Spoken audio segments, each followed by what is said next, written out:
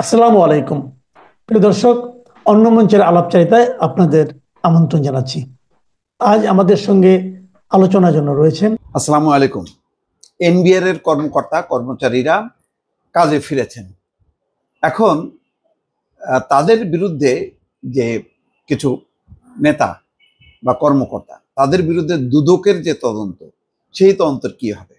এখন তারা আন্দোলন থেকে ফিরলেন ঘরে, এখন এই দুদককে সামলাবে কিভাবে? এটা একটা তাদের মধ্যে আতঙ্ক, একটা দুশ্চিন্তা। অর্থ উপদেষ্টা বলছেন যে এনবিআর কর্মকর্তাদের বিরুদ্ধে দুদকের তদন্তে সরকারের হস্তক্ষেপ নেই।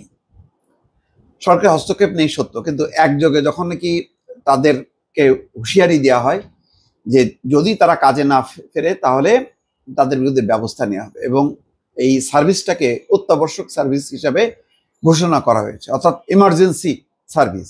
এই সার্ভিসে কখনো হরতাল, ধর্মঘট, কর্মবিরতি চলবে না। এবং একই সঙ্গে দেখা গেল দুদক 5 জন বা 6 জন কর্মকর্তার বিরুদ্ধে অনুসন্ধান শুরু করছে।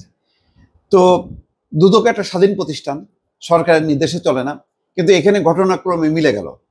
তার মানে হচ্ছে মানে যেহেতু এনবিআর এর কর্মকর্তাদের পেছনে তো অনেক কিছু লেগে আছে, আমি আর খারাপ ভাষায় বললাম না কোনো কিছু।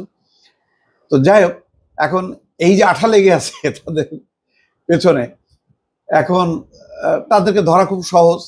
এখন যদি তাদের বউ বাল বাচ্চা এদেরকে বলা হয় যে হিসাব দাও, এই তো দৌড়ঝাঁপ শুরু হয়ে যাবে।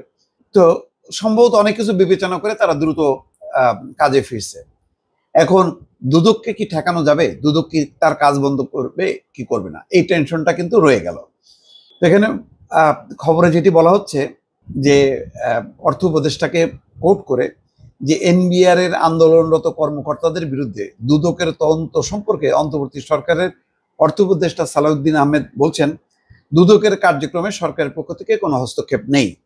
সচিবালয়ে 72টি রাষ্ট্রায়ত্ত এবং স্বায়ত্তশাসিত প্রতিষ্ঠানের নতুন বাজেট ব্যবস্থা ঘোষণা দেওয়ার পর সাংবাদিকদের প্রশ্নের জবাবে এই কথা বলেন অর্থ সচিব মোহাম্মদ খায়রুজ্জামান মজুমদার। এই সময় উপস্থিত ছিলেন। সাংবাদিকরা প্রশ্ন করেন, অতীতেও দেখা গেছে সরকার দুদককে হাতিয়ার হিসেবে ব্যবহার করেছে, অর্থাৎ কাউকে টাইট দেওয়ার জন্য দুদককে ব্যবহার করা হয়। তো এইবারও এটা হচ্ছে কেন? এখন তো অন্তর্বর্তী সরকার, প্রত্যেকটা সাংবিধানিক প্রতিষ্ঠান তারা তাদের মতন করে চলবে, তো সরকার কিভাবে দুদককে ব্যবহার করলো? যেহেতু একসঙ্গেই মানে বিষয়গুলো সামনে আসলো। গতকালকে একযোগে একদিকে সরকার হুঁশিয়ারি দিচ্ছে, অন্যদিকে দুদক অনুসন্ধানের শুরু করছে, এবং ঠিক যারা আন্দোলন করছে সেই আন্দোলনের সভাপতি সহ 6 জন কর্মকর্তার বিরুদ্ধে। তো স্বাভাবিকভাবে দুই দুই যখন 4 মিলে যায় তখন সাংবাদিকদের প্রশ্ন আসবেই যে অতীত তো দেখা গেছে দুদককে সরকার ব্যবহার করছে, এখনো কি সেরকম ব্যবহার করছে কিনা? যে এনবিআর এর আন্দোলনের মধ্যে 6 কর্মকর্তার বিরুদ্ধে তদন্ত কি আগের সরকারের ধারাবাহিকতায় করা হয়েছে? এই প্রসঙ্গে অর্থ উপদেষ্টা এই কথা বলছেন। অর্থ উপদেষ্টা বলছেন, অর্থ মন্ত্রণালয়ের পক্ষ থেকে নির্দেশ দেওয়া হয় না, বরং আগে যারা গভর্নর ছিলেন তারা অনেক সময় সরকারের প্রতিনিধি হিসেবে কাজ করেছেন, এখন সেই ধারা বদলেছে। অর্থ উপদেষ্টা বলেন, কেউ চাইলে ভাবতে পারেন এই সময়ে অনুসন্ধান শুরু হলো কেন? তবে এনবিআর এবং বন্দর সংক্রান্ত সমস্যার কারণে প্রতিদিন আমার কাছে ব্যবসায়ীরা অভিযোগ নিয়ে এসছেন, হিসাব বন্ধ, বড় ক্ষতি হয়েছে ইত্যাদি। এটা কিন্তু একদম গ্রহণযোগ্য নয়। যাক, এটা তিনি অ্যাভয়েড করে গেলেন, অন্য প্রসঙ্গে চলে গেলেন।